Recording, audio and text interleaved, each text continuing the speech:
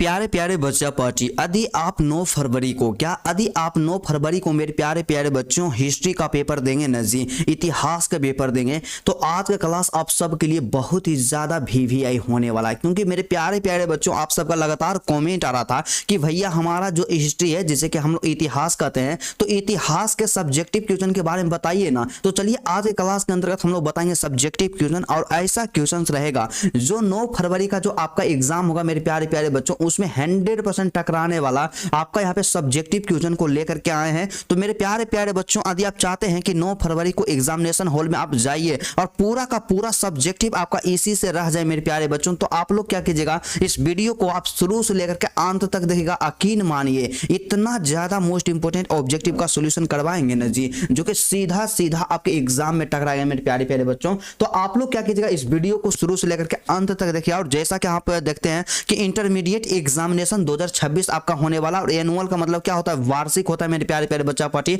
और यहाँ पे हिस्ट्री है। तो आप लोग विश्वास कीजिएगा आपको एग्जाम में कभी भी दिक्कत नहीं होगा। और मोस्ट इंपोर्टेंट सब्जेक्टिव क्वेश्चन को लेकर के आए मेरे प्यारे प्यारे बच्चों। और एग्जामिनेशन देने के लिए जब जाइएगा ना जी, आप यहाँ पे समझिएगा आपको 3 घंटे 15 मिनट का समय दिया जाएगा। तो इसी में आपको ऑब्जेक्टिव भी बनाना है और इसी में आपको सब्जेक्टिव भी बनाना है। और यहाँ पे सबसे ज्यादा जरूरी चीज, और हर वीडियो में हम बताते हैं कि परीक्षार्थियों के लिए जो निर्देश दिया रहता है, इंट्रोडक्शन फॉर द कैंडिडेट्स रहता है मेरे प्यारे प्यारे बच्चा पार्टी, आप इसको जरूर पढ़िएगा। इसको पढ़ने के लिए हम इसीलिए बोलते हैं ना जी कि आपके एग्जाम में बिल्कुल बिल्कुल कम समय बचा हुआ है और आपको एक भी गलती नहीं करना है। तो सबसे पहले देखिए यहाँ पे कि 1 नंबर में कि परीक्षार्थी OMR उत्तर पत्रक पर अपना प्रश्न पुस्तिका क्रमांक 10 अंकों का अवश्य लिख रहे हैं। मेरे प्यारे बच्चों आपको क्या होता है कि OMR उत्तर पत्रिका जो होता है ना जी, उसमें प्रश्न पुस्तिका क्रमांक 10 अंक का होता है, 10 अंक का नंबर होता है। तो उस नंबर पे आपको OMR पेपर का जो सीट होता है उस पर लिखना बहुत ही ज्यादा जरूरी है। और यदि आप नहीं लिखते हैं तो आपका एक भी ऑब्जेक्टिव चेक नहीं होगा, ठीक है। और दूसरा चीज यहाँ पे दूसरा पॉइंट पढ़िए, हमारे पास क्या दिया गया मेरे प्यारे प्यारे बच्चों कि परीक्षार्थी अथा संभव उत्तर अपने शब्दों में ही दे। तो आप लोग क्या कीजिएगा, अपने शब्दों में ही आंसर दीजिएगा। आप किताबी भाषा में, आप लोग क्या समझते हैं मेरे प्यारे प्यारे बच्चों कि हम किताबी भाषा में लिखेंगे ना तो हमको पूरा में से पूरा नंबर मिलेगा। ऐसा बिल्कुल भी आपको नहीं करना है मेरे प्यारे प्यारे बच्चों, क्योंकि बोर्ड जो होता है ना, बिहार बोर्ड खुद बोल रहा है कि परीक्षार्थी जो है, जो भी बच्चा एग्जाम देगा, अथा संभव जितना संभव हो अपने शब्दों में ही उत्तर देने के लिए। और यदि आप अपने शब्दों में ही लिखते हैं आपको पूरा में से पूरा नंबर मिलेगा। और इसीलिए हम आपको आज की क्लास में बता रहे हैं, क्योंकि आज हम लोग सब्जेक्टिव क्वेश्चन का सॉल्यूशन करवाने वाले हैं। तो मेरे प्यारे प्यारे बच्चों जितना भी आपको निर्देश बता रहे हैं तमाम चीजों को आप लोग डिटेल पूर्वक यहाँ पे समझने का प्रयास कीजिएगा, क्योंकि समझाना देखिए मेरा काम है मेरे प्यारे प्यारे बच्चों, आप सबको हम जरूर समझाएंगे। तो चलिए हमारे पास देखिए यहाँ पे क्या है जी, जैसे ही इस ऑब्जेक्टिव को बनाइएगा तो सब्जेक्टिव में जाइएगा आपको खंड ब मिलेगा, मतलब कि गैर वस्तुनिष्ठ प्रश्न रहता है, मतलब लघु उत्तरीय प्रश्न जिसे कि हम लोग शॉर्ट आंसर टाइप क्वेश्चंस के नाम से जानते हैं। और सीधा सा आप समझिए ना जी कि आपका यहां से 2 नंबर वाला प्रश्न रहेगा। तो इसमें क्या करना है, इस निर्देश को आपको जरूर पढ़ना है। इसमें क्या होता है कि प्रश्न संख्या 1 से 30 तक लघु उत्तरीय प्रश्न दिया गया है, जिनमें से किन्हीं 15 प्रश्नों के उत्तर देना है और प्रत्येक के लिए 2 अंक निर्धारित है। अधिकतम 30 से 40 शब्दों में उत्तर देना है मेरे प्यारे प्यारे बच्चों। देखिए हम कितना आसान तरीका से लिखा गया कि टोटल आपके पास 30 प्रश्न रहेगा और 30 में से केवल और केवल आपको 15 प्रश्न बनाना है। और कई ऐसे स्टूडेंट होते हैं जो इस चीज को नहीं पढ़ते हैं और 20 क्वेश्चन बनाते हैं, 16 क्वेश्चन बना देते हैं, 17 क्वेश्चन बना देते हैं, और इससे उनका क्या होता है मेरे प्यारे प्यारे बच्चा पार्टी, समय बर्बाद हो जाता है। तो आपको इन तमाम चीजों को जरूर पढ़ना है और यहाँ पे बस 30 से 40 शब्दों में ही उत्तर देना, आपको ज्यादा नहीं लिखना, क्योंकि 2 नंबर वाला क्वेश्चन है मेरे प्यारे बच्चों। इतना 2 नंबर वाला क्वेश्चन का मोस्ट इंपोर्टेंट सॉल्यूशन करवा देंगे ना जी कि 100% क्वेश्चन आपके एग्जाम में ही छपेगा मेरे प्यारे प्यारे बच्चों। तो आप लोग क्या कीजिएगा, वीडियो को शुरू से लेकर के अंत तक देखिएगा, एग्जाम में कभी भी दिक्कत नहीं होगा। तो चलिए सबसे पहला प्रश्न हमारे स्क्रीन पे दिया गया मेरे प्यारे प्यारे बच्चा पार्टी 1 नंबर का, और आज के क्लास में आपको बताएंगे हिस्ट्री के 30 VVI सब्जेक्टिव क्वेश्चन। तो आप लोग इस वीडियो को अंत तक देखिएगा। तो चलिए सबसे पहला प्रश्न हमारे स्क्रीन पे दिया गया मेरे प्यारे प्यारे बच्चों की इतिहास लेखन में अभिलेखों का क्या महत्व है मेरे प्यारे प्यारे बच्चा पार्टी। तो देखिए इतिहास लेखन में अभिलेखों के महत्व के बारे में हमें लिखना है, तो यहां से हमें लिखेंगे और इसका जो शब्द लिमिट होता है 30 से 40 शब्दों में ही लिखना है, सबसे ज्यादा जरूरी चीज होता है और हम इसीलिए आपको पढ़ाते हैं क्या कि अभिलेख इतिहास लेखन के सबसे विश्वसनीय स्रोत होते हैं। इनमें तात्कालिक शासकों, प्रशासन, सामाजिक आर्थिक स्थिति तथा घटनाओं की प्रमाणिक जानकारी मिलती है, जिससे इतिहास यहाँ पे तथ्यपरक और सटीक बनता है। मेरे प्यारे प्यारे बच्चों, इतना आप लिखिएगा, 2 में से 2 नंबर मिलेगा। एग्जामिनर में उतना हिम्मत नहीं रहेगा कि आपका एक भी नंबर काट लेगा। तो चलिए हमारे पास क्या है जी, यहाँ पे 2 नंबर का प्रश्न, हमारे पास प्रश्न संख्या 2 है कि हड़प्पा सभ्यता के पतन के मुख्य कारण क्या थे। मेरे प्यारे प्यारे बच्चों, और यहाँ पे इसका जो आंसर देना है 30 से 40 शब्दों में ही देना, आपको बार बार हम इंडिकेट कर रहे हैं मेरे प्यारे प्यारे बच्चों पार्टी। तो देखिए हड़प्पा सभ्यता का जो पतन हो गया था उसका मुख्य कारण क्या था मेरे प्यारे बच्चों। यहाँ पे देखिए सीधा आपको समझना उत्तर दे करके कि हड़प्पा सभ्यता के पतन के कारणों में जलवायु परिवर्तन, बार बार आने वाली बाढ़, नदियों का मार्ग का बदलना और कृषि उत्पाद में कमी तथा व्यापारिक गतिविधियों का पतन प्रमुख माने जाते हैं मेरे प्यारे प्यारे बच्चा पार्टी। मोस्ट इंपोर्टेंट है और इतना सटीक आंसर दिया गया है ना जी। सबसे पहले आप इसको VVI कीजिएगा। और मेरे प्यारे प्यारे बच्चा पार्टी, इसी तरह से आप चाहते हैं कि आप पूरा हिस्ट्री में 2 नंबर वाला क्वेश्चन का एकदम पूरा का पूरा आपका हैक हो जाए, इस वीडियो को आप लोग अंत तक देखिएगा, क्योंकि आपके स्पेशली एग्जाम के लिए 9 फरवरी के लिए बनाया गया मेरे प्यारे प्यारे बच्चों, और आप सबके लिए गेसिंग क्वेश्चन है, कई सारे प्रश्न इस एग्जाम में टकराएगा। तो चलिए हमारे पास 3 नंबर का प्रश्न संख्या 3 है मेरे प्यारे प्यारे बच्चों कि सिंधु घाटी सभ्यता की नगर योजना लिखे मेरे प्यारे प्यारे बच्चों। देखिए सिंधु घाटी सभ्यता जो है ना जी, उसकी नगर की जो योजना है उसको लिखना है। तो यहाँ पे हम लोग लिखेंगे उत्तर दे करके, और कभी भी यहाँ पे उत्तर दिया और इसी लाइन में नहीं लिखना, आपको इस एंगल में लिखना है। क्या लिखेंगे कि सिंधु घाटी सभ्यता की नगर योजना अत्यंत उन्नत थी। क्या थी? अत्यंत उन्नत थी। नगर ग्रिड पद्धति पर बने थे। क्या थे? ग्रिड पद्धति पे बने थे। और पक्की ईंटों के मकान, चौड़ी सड़कें, जल निकासी की उत्तम व्यवस्था और सार्वजनिक स्नानागार की विशेषता, यहाँ पे इसकी सार्वजनिक स्नानागार थे, तो इसकी यही विशेषता थी मेरे प्यारे प्यारे बच्चों। काफी ज्यादा खतरनाक है और यहाँ पे सबसे ज्यादा जरूरी कि 30 से 40 शब्दों में एक बेस्ट आंसर है, और आपका 2 में से 2 नंबर जरूर मिलेगा मेरे प्यारे प्यारे बच्चों, क्योंकि ज्यादा लिखने से नहीं होता है, आपको सही तरीका से लिखना होगा, लिखने का स्किल होना चाहिए, तभी आप बेहतर एग्जाम में कर पाएगा। तो मेरे प्यारे प्यारे बच्चा पार्टी, आप जितने भी मेरे प्यारे प्यारे स्टूडेंट हैं अभी तक वीडियो को लाइक नहीं किए ना जी, तो जल्दी से वीडियो को लाइक कर करके अपने भैया को बोल दीजिएगा कि हाँ भैया हम वीडियो को लाइक कर दिए। तो चलिए हमारे पास प्रश्न संख्या 4 दिया गया, इसका सिंपल सा कहना है ना जी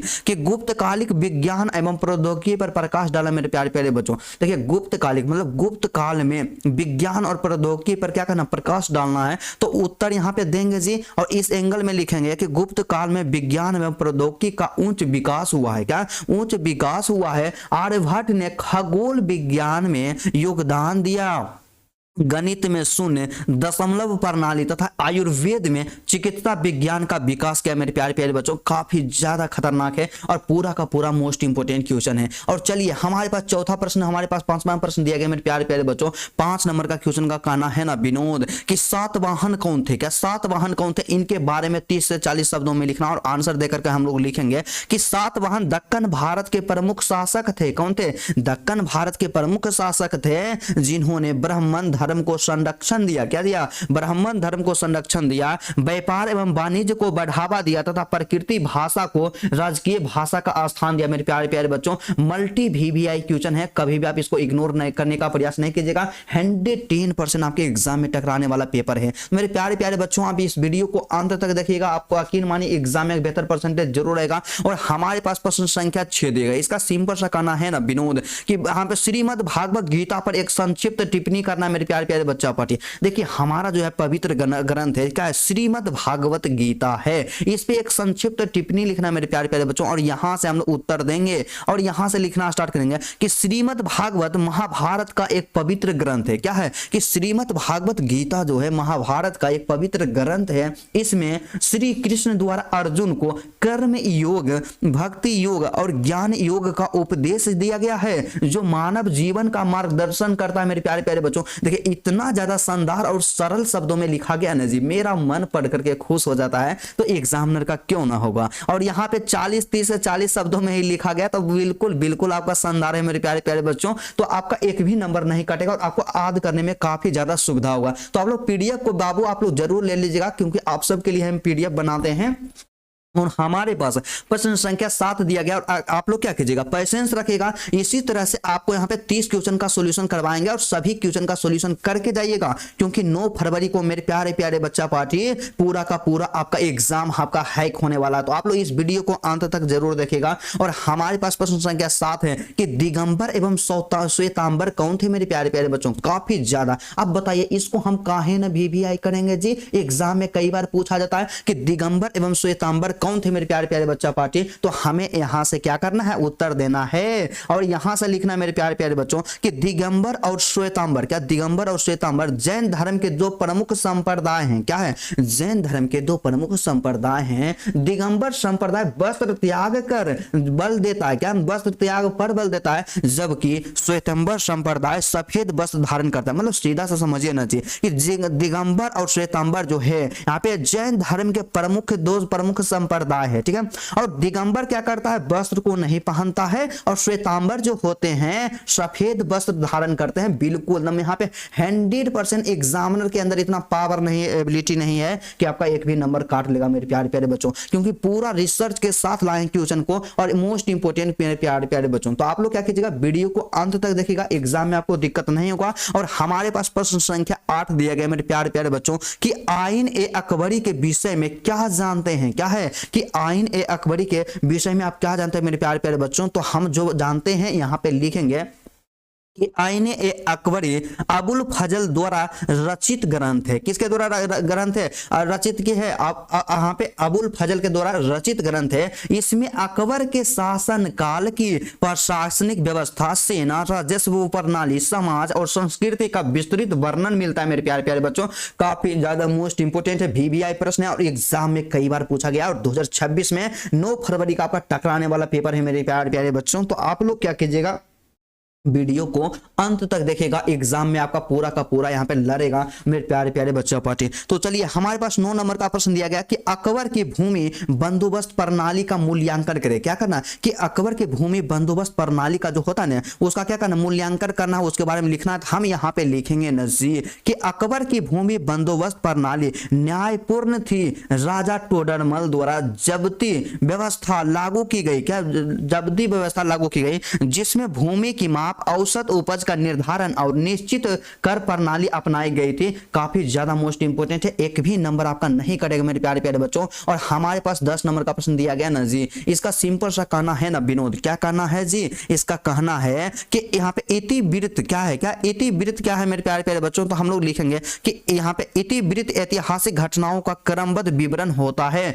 जिसमें राजाओं के शासनकाल, युद्धों, सामाजिक राजनीतिक घटनाओं और महत्वपूर्ण परिवर्तनों का वर्णन किया गया जाता है। तो काफी ज्यादा मोस्ट इंपोर्टेंट आपका VVI होने वाला मेरे प्यारे प्यारे बच्चों। और कहते हैं ना जी कि जब आंखों में अरमान लिया मंजिल को अपना मान लिया। क्या जब आंखों में अरमान लिया मंजिल को अपना मान लिया, है मुश्किल क्या आसान क्या, जब ठाने लिए तो ठान लिया। तो आप एक बार निश्चय करें, हमें बोर्ड एग्जाम में 400+ नंबर लाना है ना मेरे प्यारे प्यारे बच्चों। तो आप लगातार मेहनत कीजिए, ठीक है। तो चलिए हमारे पास 11 नंबर का प्रश्न है कि अकबर ने जजिया कर क्यों समाप्त कर दिया मेरे प्यारे प्यारे बच्चों पार्टी। क्या अकबर ने जजिया कर को क्यों समाप्त कर दिया। तो हम यहाँ पे लिखेंगे उत्तर दे करके यहाँ से कि अकबर ने धार्मिक संहिता की नीति अपनाते हुए जजिया कर समाप्त कर दिया। इससे हिंदू मुस्लिम एकता को बढ़ावा मिला और यहाँ पे प्रजा का विश्वास शासन में मजबूत हुआ मेरे प्यारे प्यारे बच्चों। काफी ज्यादा खतरनाक प्रश्न है, आपके एग्जाम में कई बार पूछा गया विनोद, तो कभी भी आप स्किप कर भी नहीं कीजिएगा, क्योंकि हम आपको जो बोल दिए एग्जाम के दृष्टिकोण से इंपोर्टेंट है। तो समझिए 110% इंपोर्टेंट है मेरे प्यारे प्यारे बच्चा पार्टी। और हमारे पास यहाँ पे प्रश्न संख्या 12 दिया गया नजीर कि विजयनगर साम्राज्य की स्थापत्य कला की विशेषताओं का उल्लेख करना है मेरे प्यारे प्यारे बच्चों। तो हम लोग इसमें क्या लिखेंगे, यहाँ पे सबसे पहले उत्तर देंगे और यहाँ से लिखना स्टार्ट करेंगे मेरे प्यारे प्यारे बच्चों। आपका मोस्ट इंपोर्टेंट लघु उत्तरीय प्रश्न है, वायरल प्रश्न है हिस्ट्री का और पूरा का पूरा एग्जाम में छापने वाला है। क्या कि विजयनगर साम्राज्य की स्थापत्य कला भव्य थी, ऊंचे गोपुरम, विशाल मंदिर, अलंकृत स्तंभ, मंडप, जलाशय तथा पत्थर की उत्कृष्ट मूर्तियां इसकी प्रमुख विशेषताएं थी मेरे प्यारे प्यारे बच्चों। और काफी ज्यादा मोस्ट इंपोर्टेंट है और VVI आपके एग्जाम के दृष्टिकोण से है। और हम तो कहते हैं ना जी कि अभी तक आप चैनलवा को सब्सक्राइब नहीं किए हैं तो जल्दी से सब्सक्राइब कर लीजिएगा। एग्जाम में आपको कभी भी दिक्कत नहीं होगा, क्योंकि सभी का सभी आपका सिलेक्टेड क्वेश्चन है मेरे प्यारे प्यारे बच्चों, और जो कॉपी चेक करते हैं ना जी उनके द्वारा वेरीफाई है। तो चलिए हमारे पास यहाँ पे प्रश्न क्या दिया गया जी, हमारे पास 13 नंबर का क्वेश्चन दिया गया है कि यहाँ पे सूफीवाद से क्या तात्पर्य है मेरे प्यारे प्यारे बच्चा पार्टी। क्या सूफीवाद से क्या तात्पर्य है, तो यहाँ पे हम लोग उत्तर देंगे और लिखना स्टार्ट करेंगे। तो क्या लिखेंगे जी, सिंपल लिखेंगे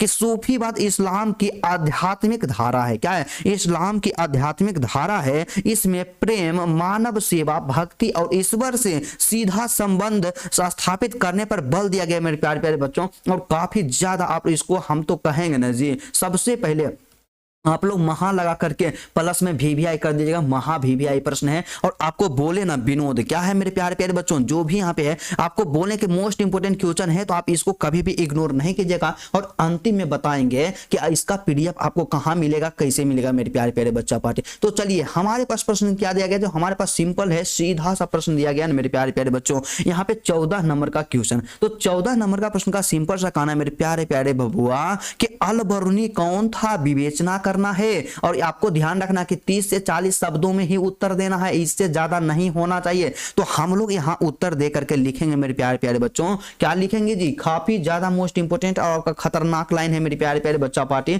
तो यहां से हम सीधा सा लिखेंगे अल बरूनी के बारे में। और आप हो सके तो यहाँ पे क्या कीजिएगा, हेडिंग बना दीजिएगा अल बरूनी। आप यहाँ पे हेडिंग बना करके इस तरह से, और उसके बाद यहां से लिखेगा कि अल बरूनी एक प्रसिद्ध फारसी विद्वान था। वह भारत आया और भारतीय समाज, धर्म, विज्ञान तथा संस्कृति का अध्ययन कर यहाँ पे किताब उल हिंद नामक ग्रंथ की रचना की मेरे प्यारे प्यारे बच्चों। और इतना ज्यादा यहाँ पे सरल शब्द का इस्तेमाल किया गया मेरे प्यारे प्यारे बच्चों कि इससे ज्यादा सरल शब्दों में इसका आंसर नहीं लिखा जा सकता है। तो आप लोग क्या कीजिएगा, जितना क्वेश्चन बता रहे हैं उतना क्वेश्चन का प्रैक्टिस कीजिएगा। एग्जाम में मेरे प्यारे प्यारे बच्चों कई सारे प्रश्न टकराएंगे। तो चलिए जी हमारे पास 15 नंबर का प्रश्न है कि झूम खेती के बारे में आप क्या समझते हैं मेरे प्यारे प्यारे बच्चों। देखिए सीधा सा आपको रखना है कि झूम की जो खेती होती है उसके बारे में आपको मतलब क्या नॉलेज है। तो यहां से हम लोग उत्तर देंगे ना जी। और उसके बाद हम लिखेंगे यहां से कि झूम खेती स्थानांतरित कृषि की पद्धति है, ठीक है। इसमें जंगल साफ कर खेती की जाती है और कुछ वर्षों बाद भूमि छोड़ दी जाती है। यह उत्तर पूर्वी भारत में प्रचलित है मेरे प्यारे प्यारे बच्चों, और काफी ज्यादा खतरनाक है मेरे प्यारे प्यारे बच्चा पार्टी। आप लोग कभी भी आप इसको इग्नोर नहीं कीजिएगा। कई बार एग्जाम में पूछा गया है, सीधा का सीधा प्रश्न पूछ लिया जाता है। आपको जैसा कि हम बताएं कि टोटल आपका 30 प्रश्न का सॉल्यूशन करवाएंगे, तो आप पेशेंस बना करके रखिएगा। और कहते हैं ना मेरे प्यारे प्यारे बच्चों कि सीधा सा क्या है कि यदि आप पूरी किसी चीज को पूरी शिद्दत के साथ चाहते हैं तो भगवान भी आपको मिलाने में वहां पे लग जाते हैं। तो आप लोग लगातार मेहनत कीजिएगा, कंसिस्टेंसी को कभी भी ब्रेक नहीं कीजिएगा। और कमेंट करके बताइएगा कि आप इतिहास में क्या है मेरे प्यारे प्यारे बच्चा पार्टी, कि आप हिस्ट्री में आप 90 प्लस लाना चाहते हैं या 80 प्लस लाना चाहते हैं या 60 प्लस लाना चाहते हैं, या मेरे प्यारे प्यारे बच्चा पार्टी और केवल आप पास होना चाहते हैं। आप जरूर कमेंट कीजिएगा और सबके कमेंट को हम लोग लाइक करेंगे मेरे प्यारे प्यारे बच्चों, और एक एक बच्चा का कमेंट हम पढ़ेंगे, आप यकीन मानिएगा, ठीक है।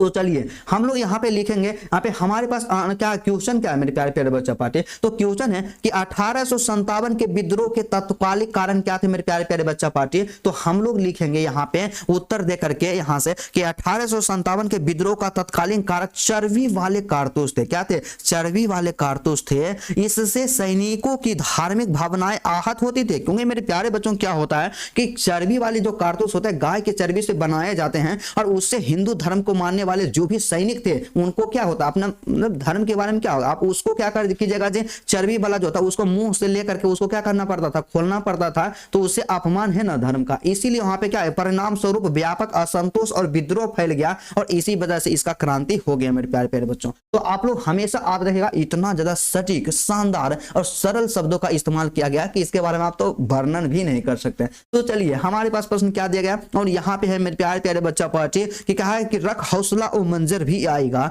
क्या रख हौसला ओ मंजर भी आएगा, प्यासे के पास चलकर खुद समंदर भी आएगा। मेरे प्यारे बच्चों। तो क्या है कि वीर कुंवर सिंह का एक संक्षिप्त परिचय देना है, बताना है जी कि वीर कुंवर सिंह कौन थे, और इसमें ध्यान रखना है कि 30 से 40 शब्द ही होना चाहिए, आपको इन तमाम चीजों पे ध्यान देना है। तो सबसे पहले हम लोग क्या करेंगे जी, यहाँ पे उत्तर देंगे मेरे प्यारे प्यारे बच्चा पार्टी, और यहाँ से लिखेंगे वीर कुंवर सिंह 1857 के विद्रोह के महान नायक थे। कौन थे?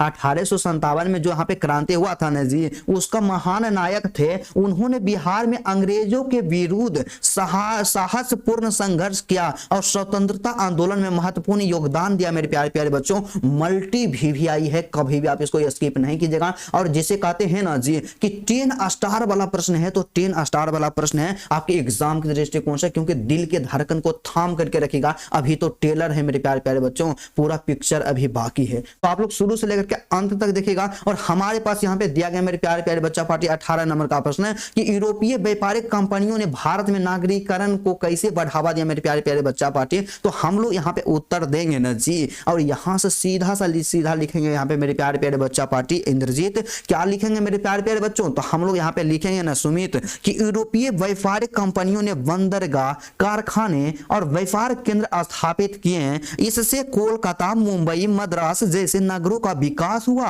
और नगरीकरण को बढ़ावा दिया। मेरे प्यारे प्यारे बच्चों, काफी ज्यादा मोस्ट इंपोर्टेंट है, और इसीलिए तो कहते हैं ना जी कि 12th ज्ञान का मतलब ही होता है क्वालिटी एंड कंटेंट होता है। तो आप लोग ज्यादा से ज्यादा सपोर्ट कीजिए मेरे प्यारे प्यारे बच्चों, एग्जाम में दिक्कत नहीं होगा। और चलिए आप एक कमेंट क्या कीजिएगा कि आप सबका नाम क्या है, आप अपना नेम को जरूर कमेंट कीजिएगा कि भैया मेरा नाम ये है, और हम हिस्ट्री में कितना नंबर आप लाना चाहते हैं उसके साथ ही साथ प्लस में आप कमेंट जरूर कीजिएगा, क्योंकि हम सबके बारे में जानना चाहते हैं कि कौन कौन मेरे प्यारे प्यारे बच्चे इस वीडियो को देख रहे हैं। तो 19 नंबर का प्रश्न है कि साइमन कमीशन पर एक संक्षिप्त टिप्पणी करें। महा इंपोर्टेंट है, क्या महा इंपोर्टेंट है मेरे प्यारे प्यारे बच्चा पार्टी। तो हम लोग यहाँ पे साइमन कमीशन के बारे में लिखेंगे, और हम तो कहबे नहीं करेंगे जी, आप लोग क्या कीजिएगा इस तरह से साइमन लिख दीजिएगा, क्या साइमन, और इसी तरह से कमीशन भी लिख दीजिएगा जी, साइमन कमीशन, और यहाँ पे इस तरह से हेडिंग बना दीजिएगा, और उसके बाद लिखिएगा कि साइमन कमीशन 1927 में भारत आया। इसमें कोई भी भारतीय सदस्य नहीं था,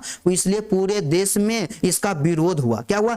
भारतीय सदस्य नहीं था, इसलिए पूरा देश में इसका विरोध किया गया, और साइमन वापस जाओ का नारा दिया गया। क्या साइमन वापस जाओ का नारा दिया गया था, काफी ज्यादा मोस्ट इंपोर्टेंट है। और मेरे प्यारे प्यारे बच्चा पार्टी 20 नंबर का प्रश्न हमारे दिल के धड़कन को काफी ज्यादा बढ़ाने वाला है। क्या है मेरे प्यारे प्यारे बच्चा पार्टी कि चंपारण सत्याग्रह के क्या कारण थे मेरे प्यारे प्यारे बच्चा पार्टी। देखिए चंपारण में जो सत्याग्रह था उसका प्रमुख कारण क्या था, तो चलिए हम लोग उसके बारे में हम लोग देखते हैं, और यहाँ पे हम लोग उत्तर को लिखेंगे।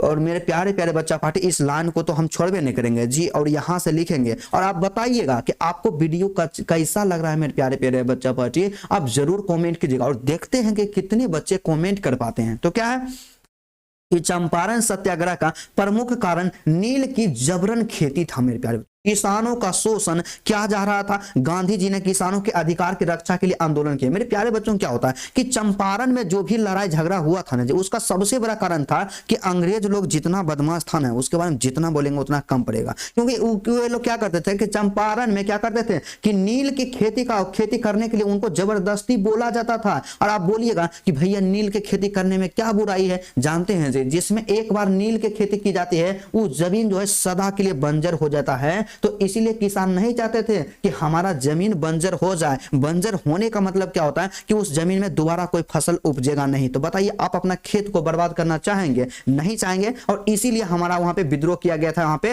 अंग्रेज का। ठीक है, तो चलिए हमारे पास है कि माउंट बेटन प्लान क्या था मेरे प्यारे प्यारे बच्चों। कि माउंट बेटन के प्लान के बारे में हमें लिखना है, यहाँ पे बताना है, शॉर्ट में बताना है, इतना ध्यान रखना है। तो सबसे पहले क्या होता है कि आपके क्लास के जो टॉपर होते हैं मेरे प्यारे प्यारे बच्चा पार्टी, इसी चीजों पे ध्यान देते हैं तभी वो बेहतर कर पाते हैं। तो हमें लिखना है कि माउंट बेटन योजना 1947 में प्रस्तुत की गई। इसके अंतर्गत भारत का विभाजन कर भारत और पाकिस्तान नामक 2 स्वतंत्र राष्ट्रों की स्थापना की गई मेरे प्यारे प्यारे बच्चों। तो इसीलिए आप लोग समझ सकते हैं कि माउंट बेटन ब्रिटेन का प्लान यही था कि भारत को विभाजित करके भारत और पाकिस्तान बनाया जाए। तो बिल्कुल यहाँ पे शानदार है, आसानी पूर्वक आप लोग याद रख सकते हैं, आपके लिए बहुत ही ज्यादा स्पेशल होने वाला है। और मेरे प्यारे प्यारे बच्चा पार्टी, हमारे पास 22 नंबर का प्रश्न दिया गया कि संविधान सभा का बैठक कैसे हुआ था मेरे प्यारे प्यारे बच्चों, और हम लोग यहाँ पे उत्तर देकर के लिखेंगे ना जी, काफी ज्यादा मोस्ट इंपोर्टेंट है। तो हम लोग यहाँ पे लिखेंगे मेरे प्यारे प्यारे बच्चों, सीधा सा है कि संविधान सभा का गठन, क्या संविधान सभा का गठन, यहाँ पे क्या संविधान सभा का गठन कैसे हुआ था इसके बारे में लिखना है। तो संविधान सभा का गठन 1946 में कैबिनेट मिशन योजना के अंतर्गत हुआ।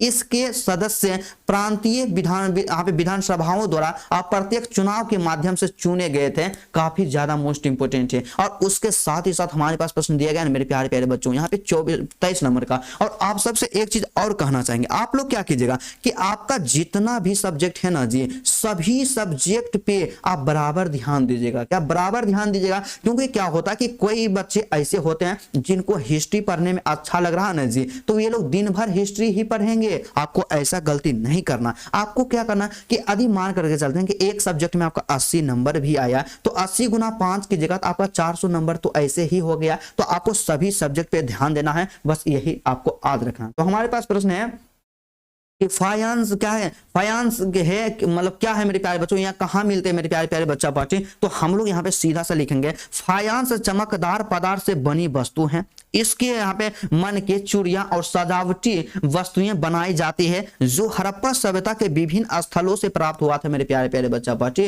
काफी ज्यादा खतरनाक प्रश्न है। और हमारे पास 24 नंबर का प्रश्न दिया गया ना जी, 24 नंबर का प्रश्न हमारे पास दिया गया प्यारे प्यारे बच्चा पार्टी, काफी ज्यादा मोस्ट इंपोर्टेंट है। तो इसका सिंपल सा कहना है मेरे प्यारे प्यारे बच्चा पार्टी क्या है कि यहाँ पे सरदारी प्रथा क्या था मेरे प्यारे प्यारे बच्चों, क्या सरदारी प्रथा क्या था, और इसका आंसर में हमें क्या लिखना है। तो आंसर को हम लोग सीधा सा एट्रैक्टिव बनाने का प्रयत्न करना है। तो मेरे प्यारे प्यारे बच्चा पार्टी यहां से लिखेंगे कि सरदारी, यहां पे सिंपल है कि सरदारी प्रथा मुगल काल की सैन्य प्रशासनिक व्यवस्था थी। इसमें सरदारों को भूमि और पद देकर सेना रखने तथा प्रशासन चलाने की जिम्मेवारी दी गई थी। काफी ज्यादा मोस्ट इंपोर्टेंट है, वीवीआई कीजिएगा। और चलिए केवल और केवल हमारे पास 6 प्रश्न बच चुका है। आपको हम जैसा बताएं कि 30 प्रश्नों का यहाँ पे सोल्यूशन करवाएंगे तो 100% सोल्यूशन करवाएंगे। और 25 नंबर का प्रश्न है कि मातंग कौन थे, क्या मातंग कौन थे मेरे प्यारे प्यारे बच्चों पार्टी। हम लोग यहाँ पे लिखेंगे ना जी मातंग के बारे में कि मातंग प्राचीन भारत का एक प्रसिद्ध ऋषि था, धार्मिक ग्रंथों में उसका उल्लेख मिलता है, और वह अपनी तपस्या,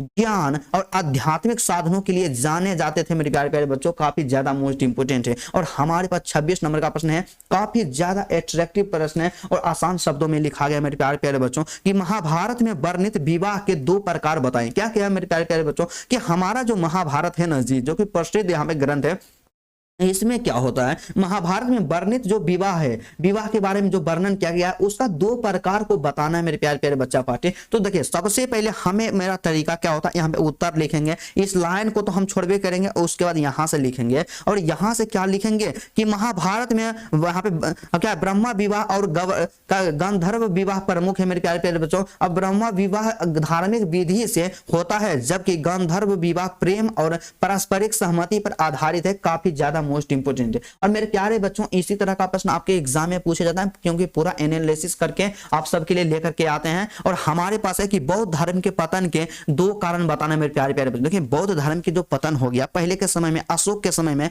बौद्ध धर्म बहुत ही एकदम वहां पे उच्च स्थान पे था मेरे प्यारे प्यारे बच्चों, लेकिन अभी के समय में बौद्ध धर्म पतन हो गया। इसका कारण क्या है मेरे प्यारे प्यारे बच्चों। तो सिंपल सा यहां से लिखना है ना जी कि बौद्ध धर्म के पतन के प्रमुख कारण ब्राह्मण धर्म का पुनरुत्थान और बौद्ध मठों में अनुशासनहीनता थे। साथ ही विदेशी आक्रमणों ने भी इसे कमजोर किया। बिल्कुल मेरे प्यारे बच्चों, विदेशी आक्रमण करने, जो भी आक्रमणकारी आता था तो हमेशा भारत के सभ्यता और संस्कृति को मिटाने का प्रयास किया मेरे प्यारे प्यारे बच्चों, चाहे बाबर हो या कोई भी हो, तभी इसीलिए किया था। और जितना भी अंग्रेज वगैरह भी आया तो उसका भी पर्पस तो यही था। तो चलिए हमारे पास है कि स्तूप क्या है, क्या है स्तूप क्या है मेरे प्यारे प्यारे बच्चा पार्टी, इसके बारे में हम लोग हमें लिखना है। और यहां से हम तो कहेंगे ना जी, आप इस तरह से स्तूप लिख करके और यहां से आप लोग लिखिएगा स्तूप के बारे में कि क्या है कि बौद्ध धर्म का पवित्र स्मारक है। क्या है स्तूप जो है बौद्ध धर्म का पवित्र स्मारक है। इसमें बुद्ध के अवशेष रखे जाते थे। क्या इसमें बुद्ध के अवशेष रखे जाते हैं। यह गोलाकार संरचना होती थी और श्रद्धालु इसकी परिक्रमा करते थे मेरे प्यारे प्यारे बच्चा पार्टी,